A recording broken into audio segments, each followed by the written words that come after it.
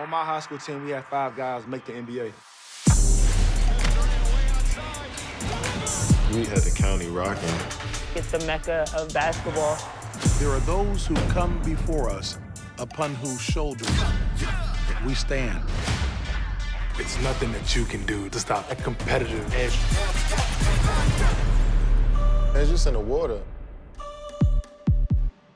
This Hall of Fame 2020 class, some are saying the greatest class ever. Obviously, with your brother Cole, rest in peace. Tim Duncan, KG, guys that are in your age range. What are your thoughts on this class? I agree with you, Matt. It's definitely the best of all time, in my opinion. I mean, 3 guys that, you know, all 3 of us competed against our whole entire career. One trying to get through, rest in peace, Kobe Bryant and Shaquille O'Neal. I mean, that was the greatest 1-2 punch that I ever played against, man. And speak on it. You know, and when you see him and Tim Duncan, you know the era that they had with Manu Ginobili and Tony Parker. I mean, you knew once you went to San Antonio and Jack knows winning the championship there, man, it was hard to win in San Antonio, man. Pop did it the right way. You know, they was going to do everything possible to try to beat you up, frustrate you, trip you, kick you. You know, Bruce Bowen was doing all that crazy stuff back in the day, man. Like, you know, he was playing defense on offense during that time. But, you know, them 3 guys, KG, exceptional career. And the one thing that I love about all 3 guys, man, they play hard on both ends, man. They just wasn't great offensive players. You know, they was on the all-defensive team. They made all-star team, man. Them guys were animals. They were beasts, man. So, you know, hats off to all them, man. And, you know, them 3 guys were well-deserving. Absolutely. Yeah, let's stay with Kobe, though. You played in high school in Coatesville. Shout out Coatesville. I remember meeting all your homeboys from Coatesville, McDonald's game. Shout out to all them, man. Tell us about that experience growing up in Coatesville and playing against Kobe in high school. Hey, first of all, man, you know, the guys, they still talk about you, Jack. Matt, you know, when we played in the McDonald's All-American game, we played in Pittsburgh, so they weren't too far from the crib, right? And this one I knew Stack was a real-ass dude, man. Because, for real, man, like, all my homeboys, you know, it was only an hour or so from the crib. They all drove up to the game. You know what I'm saying? And they all got their little rooms and stuff like that. And I remember coming in the room and Stack hit it off right with all of them from the door, right? You know, and they loved Stack at the time, right? That's my boys, man. So they all in the That's room. I come in the room and it's funky in there. And when I say funky, I ain't talking about, you know, sneakers or, you know, a whole bunch of dudes. It's loud in there. Yeah. It's loud in there, right? You know, and at the time, I'm straight as an arrow, right? I ain't smoking, I ain't doing none of that. I come from the neighborhood, and I'm like, bro, I ain't giving myself no excuses why I ain't gonna make it to the league. Yeah. And I come in that room and Stack in there, fired up, right? And I'm looking at my homeboys. I'm like, yo, dog, y'all can't do that. We got a game tomorrow on national TV. And at the time, you know, back in the day, you know, young kids wasn't playing on national TV. That was our first time to the limelight. It was before all the social media era and things like that. And Jack in there getting fired up. I'm like, yo, dude ain't gonna be ready for the game tomorrow. And Matt, when I say this dude came out the next day, bro, I think Stack got MVP of the game. Like he was, to the point. The second one? Hold on, Rip. He was throwing up the arms. Hold on, Rip. I don't want to cut you off, Rip. But you and Kobe said it. I am happy. I didn't win it. You remember they gave it to Shaheen Holloway. They did? Yep, I should have won it. I should have won it clear as day, bro. But you said it. Man. Kobe said it. I feel like I won it. Matter of fact, I got a trophy. I got a trophy over here that somebody made me, a little small trophy that it says 96 McDonald's All-American game, dog. And I put it up on my trophy thing for real. Yeah, I should have won it. Thanks, bro. I appreciate that.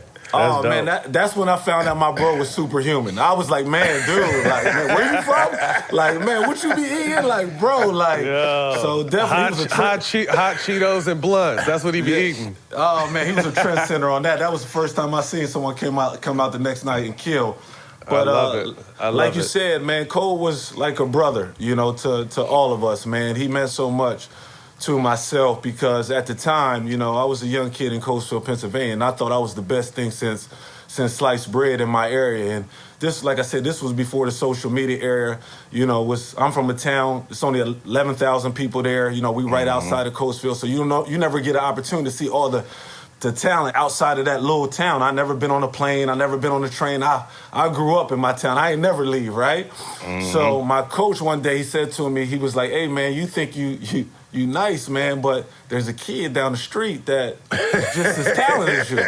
I'm like, "Yeah, right. You got to be kidding me. Hell nah." He was like, "Bro, he's 6'6", the same height as you. You know, he probably weighed 20 more pounds than you. He's probably way more athletic than you and probably can shoot, you know, from a deeper range than you." Hey, I'm like, this your coach? Damn, this This my your coach? Yeah, I guess, you know, I come from, you know, from a tough town and, you know, nobody gives you props in that area. So I was like, damn, bro, like, really, damn, coach, you gonna break down my self-esteem like that? He like, "Nah, bro, I'm telling you. It's a kid down the street, and I'm not going to tell you who he is, but if we do what we're supposed to, we can meet up against him in the playoffs." In the playoffs, so yeah. I remember, you know, when we played against Lower Merion, looking down at the end of the court, just like the rest of the guys on my team was, right? And, you know, I had all kids on my team from the neighborhood. So, you know, I'm with all the homies that I grew up with, and half them dudes thought they were better than me, right? Yeah. And Cole's team, you know, looked like a private school team, right? He didn't look like he grew up with, you know, the dudes that I grew up with. So I'm like, man, it ain't no way. But I'm looking at his game, and I'm like, bro, like, damn. He down there doing 360s, you know what I'm saying? He doing the in-out double crossover, step back, shooting 3 feet behind the three-point line. I'm scratching my head. I'm like, damn, this dude looks for real, like, you know what I'm saying? I said, "Nah, Rip, he," you know, in my mind, I'm like, "Nah, Rip, he ain't better than me. Ain't no way in hell. He can't fuck with you. He can't fuck with you. Nah, hell nah."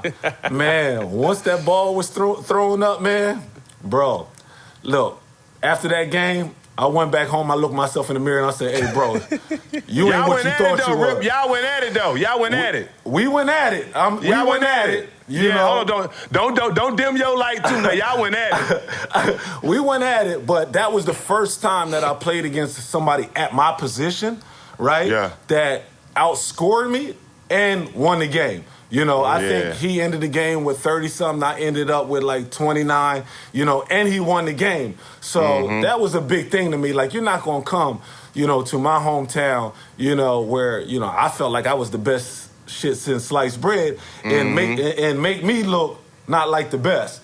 And he came out and showcased his game, and, you know, right from there, that's when me and him start to really communicate and start to get a relationship.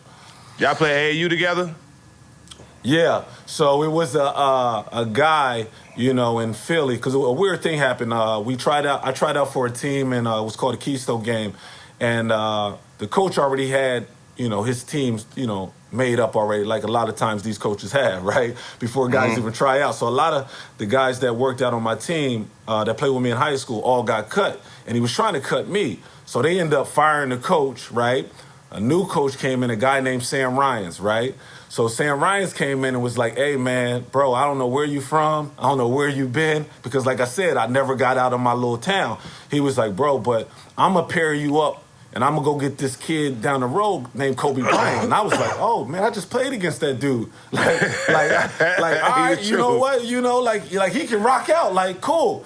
So he got me and Kobe in the gym together, right? And that was the first time I started to see someone that had, you know, the mindset, you know, of a killer. I mean, I've been around a lot of great players, right? But I ain't never been around somebody like him that just had kill on his mind all day and all night. Like, it was basketball 24/7. Like I remember one time we were playing in a tournament, and I was like, "Hey, Kobe, like, you know, last night, me and my cousin Spud, you know, there's a little bar around the corner that they thought we were 21 years old. Like, they let us in, right?" I'm like, "Yo, let's go there after the game." And he looked at me. He was like, "Nah, Rip, you know, I got to get back to my room and ice my knees and watch tape." I'm like, "What? At 16 years old, when we don't even stretch? Like, at 16, 17, Jack, you got to think about it. You going to straight AAU games and you ain't even stretching. You just like, all right, where Rock at? Like, we just hooping." And he talking about icing his knees down and watching film. I said, bro, this dude is, I looked at my cousin, I said, yo, bro, this dude is different. You know what I mean? From day one at like 16, 17 years old, but that just told you his mindset of the game at a young age. That's why, you know, a lot of people start to, you know, talk to Kobe and be around Kobe once he was Kobe Bryant, right? Like, you know, a lot of you know, and a lot of times guys say, oh, you know what? You know, the big thing I always used to say, guys used to always say, hey, how many you go to an NBA player, you say, how many shots you shoot up a day? And guys be like, oh, I don't leave the gym until I make 1,000.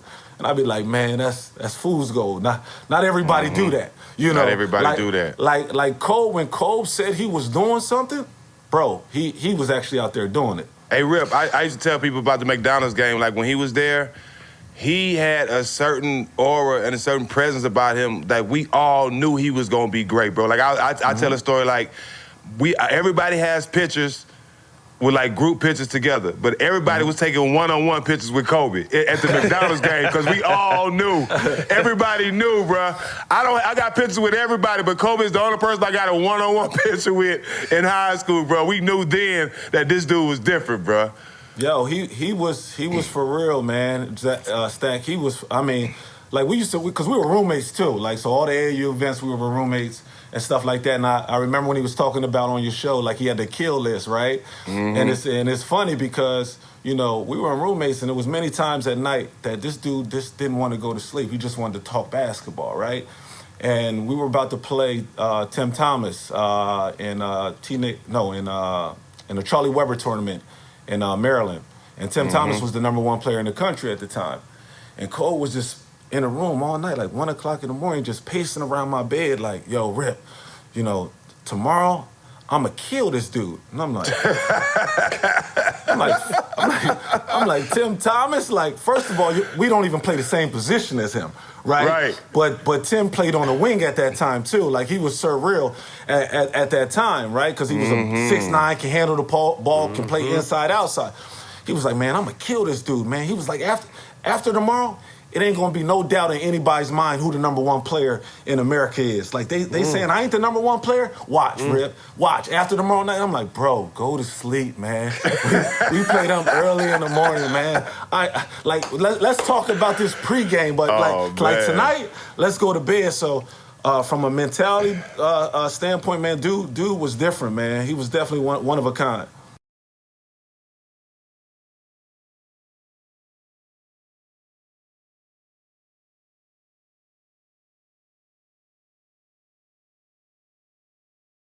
There's something about how this place forms a different kind of person.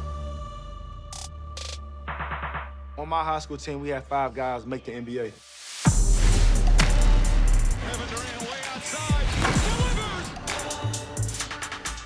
We had the county rocking. You mentioned Prince George's County. People know what it's about. It's the Mecca of basketball. There are those who come before us, upon whose shoulders we stand. Being from this area, you have to have tough skin. The gym became his sanctuary. PG County guy, provide buckets for America. Prince George packs a lot of power, a lot of character. It's nothing that you can do to stop that competitive edge. We're pushing the community and the culture forward. It's just in the water. This life was all I ever wanted. I'm not leaving. Not yet. I was hoping you'd say that. We gotta hit the streets, make some money. People like us must destroy people like him.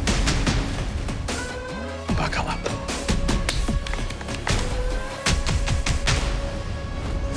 Get Showtime free at SHOWTIME.com.